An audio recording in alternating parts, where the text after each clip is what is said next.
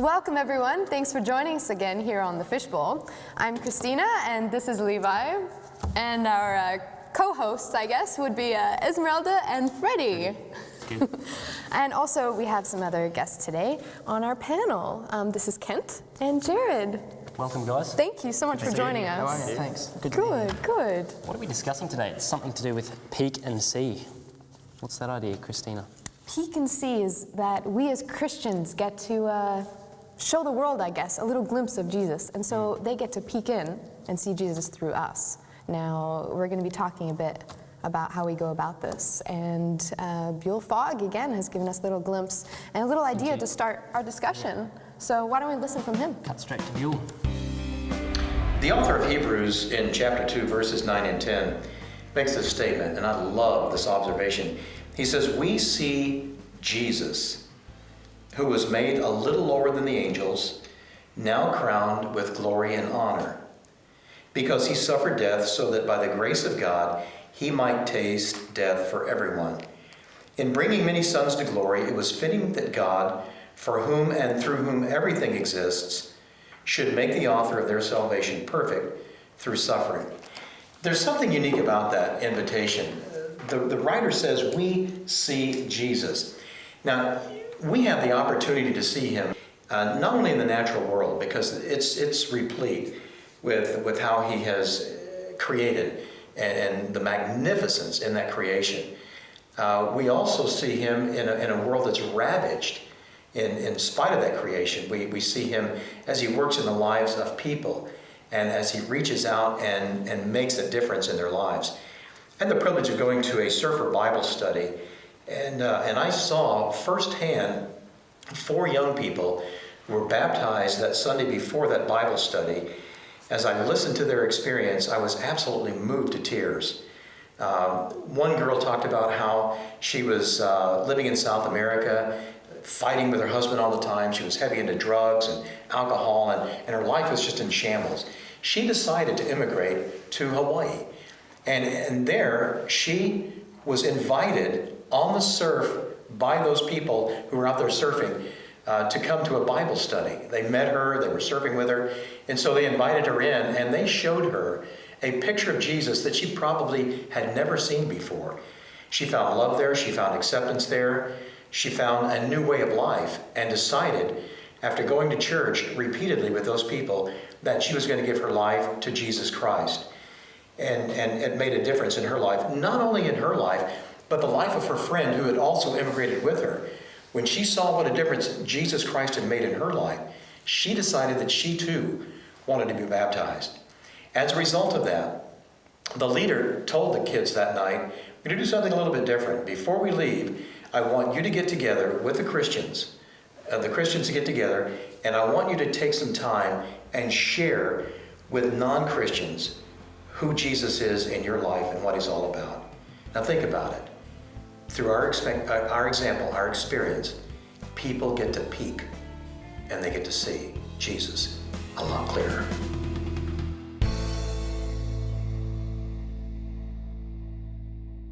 He made some really good points now. How do we get into this? Basically, we have to live as an example of Christ.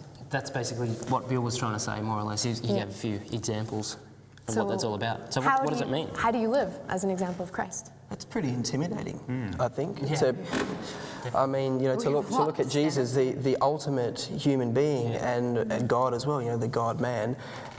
It's an interesting concept. For me, I just like thinking of Jesus as a human and also God. Like it's something that doesn't really add up in our minds, but that's he was our example. He's meant to be, perfect in all ways, and we as humans were not. So how does that work? Yeah. It's the ultimate aspiration, isn't it? The ultimate example, and I guess it's one that you possibly will never achieve. Yeah. It's hard to live like that. Hard to live like Jesus lived. Because, well, for a start, we're raised having to learn about God. It's not something that comes naturally to our minds. So. And also, we kind of don't think about how important how we act affects other people, and how you shouldn't base, I guess, your own walk with God on other people, but it happens. And so it does always happen, because when you're judging whether something's good or not, you always look at the people. You always look at the people that it influences. So many times I've seen people and I'm just going, wow, you know, that's what Jesus would be like, you know. Yeah. If we think about, say, a certain faith or a certain way of belief, we don't actually think about that. Rather, we think about the people that practice that, and that's the important thing to remember in this. It's probably even more so the case with a lesser known religion. Like in the West, for example, we don't know very much about Islam. So we look at someone like the man who used to be Cat Stevens, who is now Yusuf Islam, and you say, oh look, there's a Muslim I know, because you know we look to celebrities, you know, the Church of Scientology. We look at Tom Cruise, you know. Yeah, they all got their own little. And so sometimes, if we don't know much about a religion, we go searching for an example of what those people are like. And it's always the people that represent that we look to. Yeah. So what do you think? What do you think you should do? What do you do in your own life that you're actually conscious of? What things do you change, or maybe not necessarily change, but are you aware of doing, and what do you try not to do? It's a good question. It's hard, but there's got to be things that we're aware of, conscious of doing. Simple things, swearing, for instance. Exactly. There's a little difference. There's a difference between people, and they notice. So what is it? There's the 10 Commandments, and there's things like, don't covet and don't kill and don't, all these things you do, or you don't do for that matter. I think that's a pretty good example. Social things also, though. Like, for example, not killing. That's a national law. Don't commit adultery. Exactly. That's right. What about things how, for instance, a lot of the young people drinking is a very social aspect, where you go as a group together and people drink, and it's such a social thing. They don't even realize, what they're consuming in a sense. It's just a social thing, and you'll be accepted this way. But what I think a lot of people don't understand is that people are always watching, especially if you profess to be a little bit different or have different ideas about something. People will always be watching you, watching your behaviour and what you do. You have children, right? You have kids. Yes, two boys, 10 and 9 years old, yes. Okay, and you always hear about how, kids are always watching you. Yeah. In a sense, isn't that how we should be as Christians? Yeah. But to everyone, right? Yeah, I suppose we do need to have a sense of responsibility towards other people. Yeah.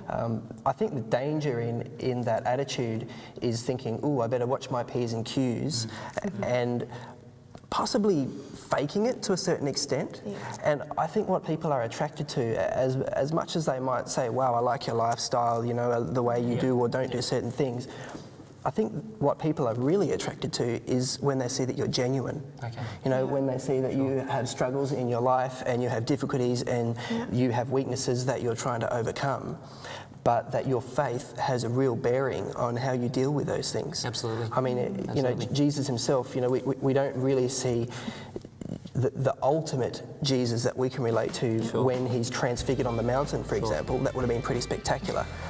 But, we will continue this. We will continue this we? straight after our break. We have to break now. So join us in a couple more minutes.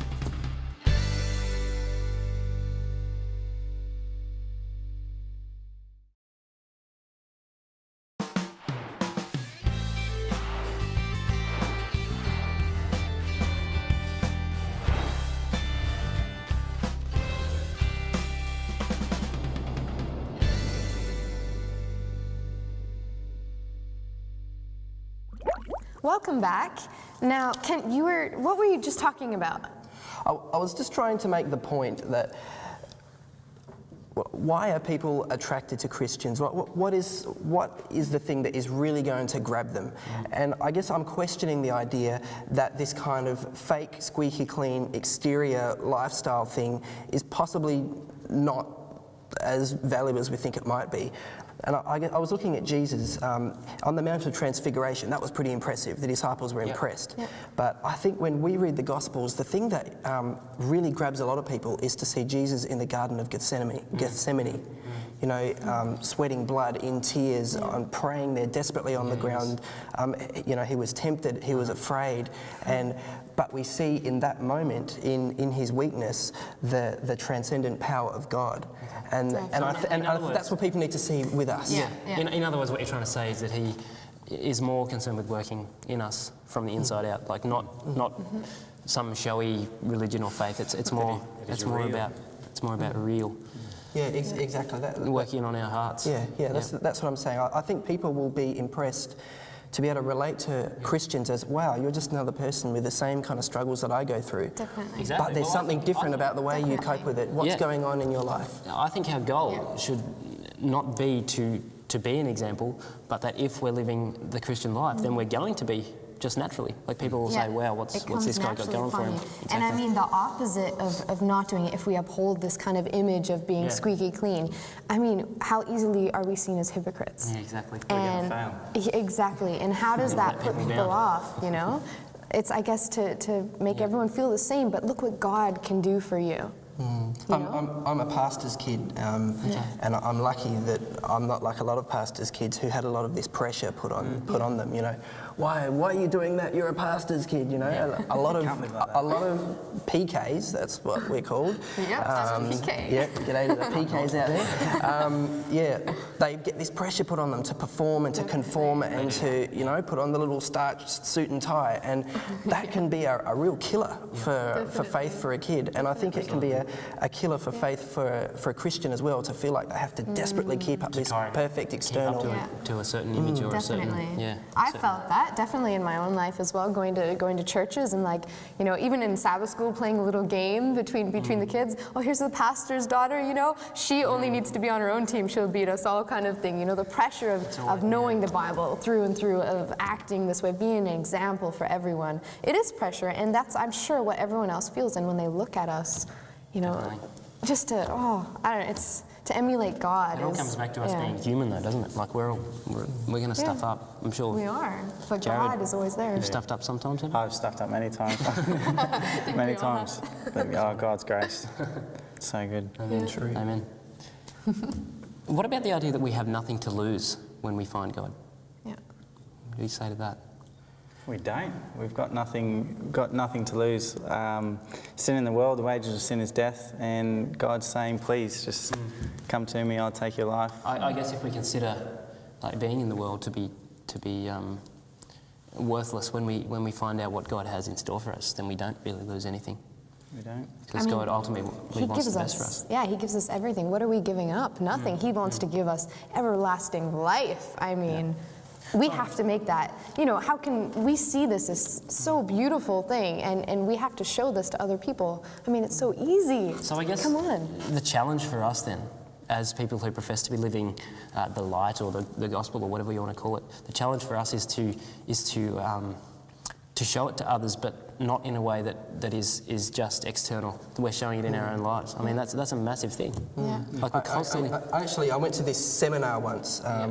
It was to sell some health products. It was an awful pyramid marketing thing. It was awful. I ran out of there screaming in the end, just about. But on the way there, they said, hey, if you want to sell this product, there's 3 things you have to do. They said, first of all, you have to use the product yourself. Yeah. Because if you're not using the product yourself, who's really going to be interested if they say you don't believe it? I'm sorry, we got to do this again. We are. I'm sorry. We'll be back. Hold that thought. We'll be right back. Okay.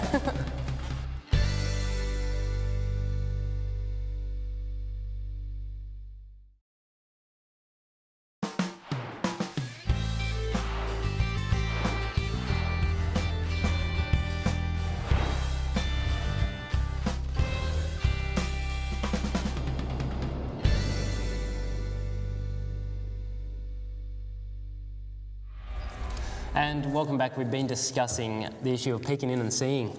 You did it to me again, Levi. As soon as I start a thought, you put an ad break in. All right, go back to your that was points. actually Christina.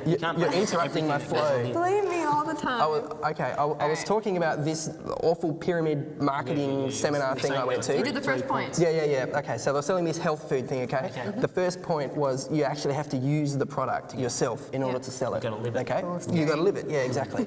Number 2 was you gotta wear the badge, okay? There was this badge that said, something about losing weight or something, come ask me, something like that. So you'd have to wear the badge so there has to be something different about you, something that says, hey, I've got a message to give you. So you're supposed to wear that in public? Yes, all the time, Yeah. on the bus, Yeah. at work, whatever, wherever you go. Yeah, it's a part of your daily That's get one up. of their requirements. Yeah. And then number 3 is to have something ready to say. You know, when someone asks you, hey, what's with the badge? Yep. You know, oh yeah, I'd like to lose weight, or I'd like to be healthier. And I thought I those sense things. a little bit of a parallel between Absolutely. Christian life. Absolutely, That's yeah. really It's good. really stuck in my head. Definitely. Yeah, if they want you to do it, how much more are we supposed to do it when we believe this is our eternity? Like this is our That's right. this is our life. What? You're so happy? Yeah. What do you want? And give me some of that. That's right. I believe we have another question that's come through. Actually, yes, we do. Let me grab the fishbowl. I thought that was the fishbowl. We have 2. We would. Oh, it's Unfortunately, Is this you know, the paper doesn't go on. fishbowl? Well, you could Okay. Actually, Esmeralda wrote this one. from the blue paper today. Thanks. All right. The question is, do you think that as young people we try to reach out to those in certain places, such as pubs or clubs, and end up getting sucked in? Now, how do we find the balance between spending time with them and the things that they do and actually participating in those activities? I don't think you need to participate in activities at those like specific areas. I mean, you go to a pub, you don't need to drink, you don't need to, dance or whatever. I believe that you can be there with those same people and minister to them without actually getting involved in what they're doing. Well, we did see Christ in many different places when he was on earth, didn't we? Like he did go to the synagogues, even though he didn't believe they were following the. So, do you personally think that we should enter things like that? Because I mean, how else are we gonna? If these people are always in, let's say, bars, for instance, should we go in and preach to them there? Not necessarily preach, but maybe live as an example there. Not drink. I think if It's you a big one. I think It's if not a you are question tempted, you can say yes and no to. I think if you're a person that's a little bit weaker in that area, then that would be unwise. if you're tempted by it, you probably definitely. shouldn't go to that particular area. Or Because it's easy to make excuses and say, oh well, I'm just going in there to minister. Yeah. But I mean, that's right. personally, I've been to, I went to public school for a little while, and not that they're the only schools that necessarily have parties, but we, pretty much I was one of the only people who didn't drink. And, people kind of made a little bit of fun, and then basically the whole point was that I don't need to drink. A lot of To have people fun, do it exactly. for different reasons. We're and not crazy enough without it. Exactly. Thank you. It's true. no, And it's true. You can have a lot of fun with it. And eventually, drinking, I a mean- few of my friends, once I got to know them and we got really close, a few of them didn't drink either because we had so much fun without drinking. Yeah. And I think it's just people are scared to not to conform kind of thing, I think traditionally we've been, maybe this is a question asked about young people, and I'm not sure I'm in this category, but I certainly remember hearing when I was younger, this idea that if you entered a cinema or a gambling den or a place of vice, that the angel would abandon you at the door. And so there has been this traditional idea of there are places where Christians simply don't go. I think that idea is being challenged now. I mean, I've just finished reading an autobiography of John Smith, who was one of the founders of the God Squad Christian Motorcycle Club, in Melbourne, and they're all over the world now, and they certainly, mixed with a lot of rough people, made a lot of difference. I'm finished. It's all your luck. I'm finished. We're almost out of That's time, it. but Jared has something to share about a snapshot of his personal relationship with God. my little testimony. Last year, I was involved in a mission service trip to India, and it was a great opportunity. I'm a fourth year teacher, so last year I was only a third year, and we were studying teaching.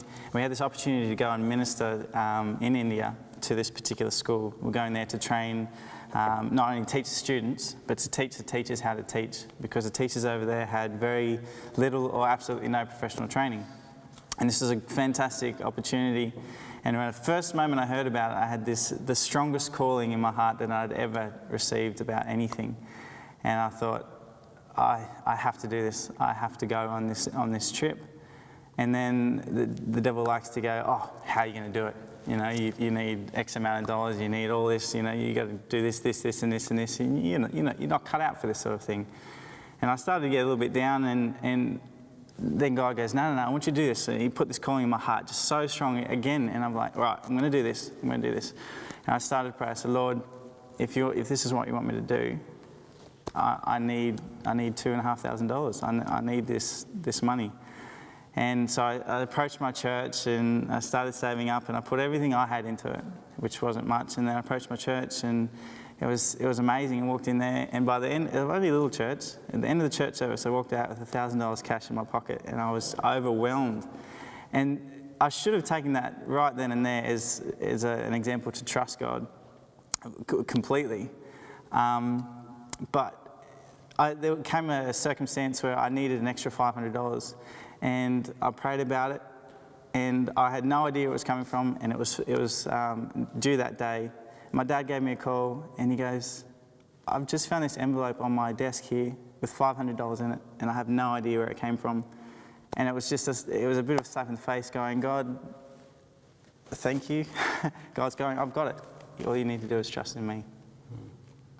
Wow, thank you so much, Jared, for that. So now that you're graduating, I think that's something you do find though when you're following God, that He'll just do things for you that you're just like, wow. Ways. Yeah. Exactly. He's always there. Just blows you away. So I just have a question though, because you're graduating. Are you gonna follow up? What are your future plans? More mission work, teaching? I would love to pursue mission work. My grandfather was a missionary, and I'm not entirely sold at this particular moment on teaching, but I'd love to travel, love to just pursue God. Great. Thanks, Jared, for coming in today. Thanks, and thank you, Ken. It's been great having you guys here on the panel. It's been great having you guys here today. Thank you so much. Thanks from all of us. Don't forget That's right.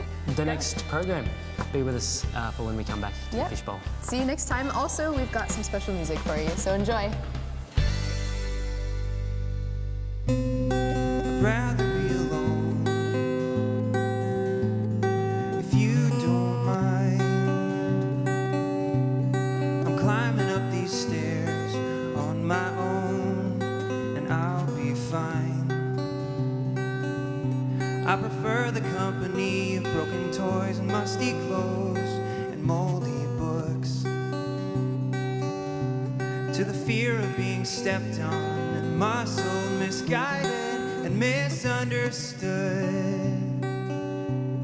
See Scott run, watch him go, but what he doesn't know is he's not in charge of where he goes.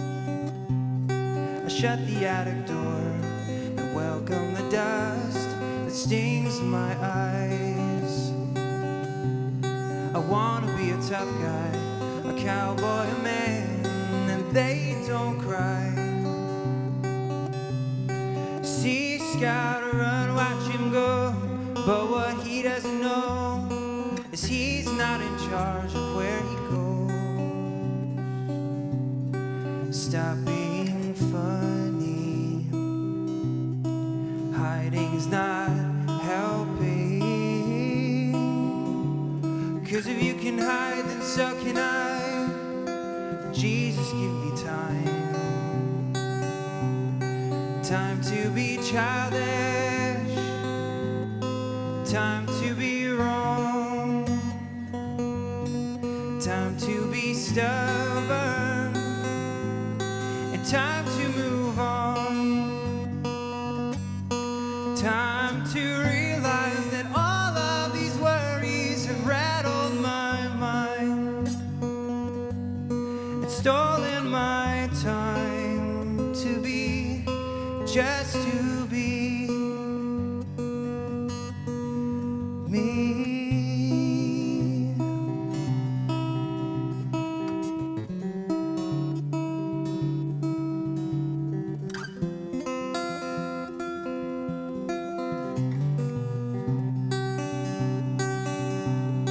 See Scott run, watch him go, but what he doesn't know is God's got him right where he wants.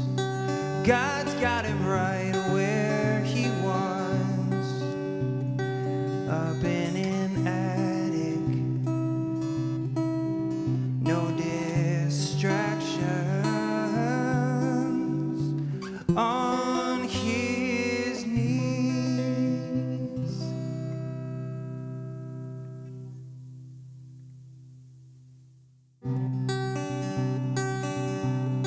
See Scott run, watch him go, but what he doesn't know is he's not in charge of where he goes. stop being funny. Hiding's not helping. 'Cause if you can hide, then so can I. Jesus, give me time. Time to be childish. Time to be wrong. Time to be stuck.